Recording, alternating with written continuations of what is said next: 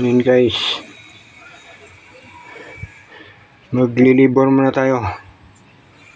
Yan, sa 10 sako yan.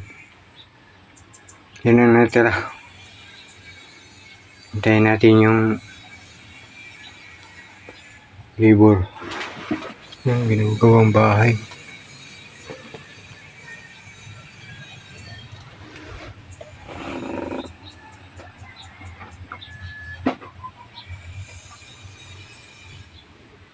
Advance.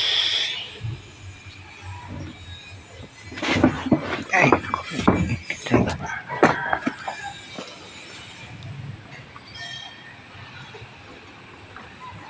ano ito?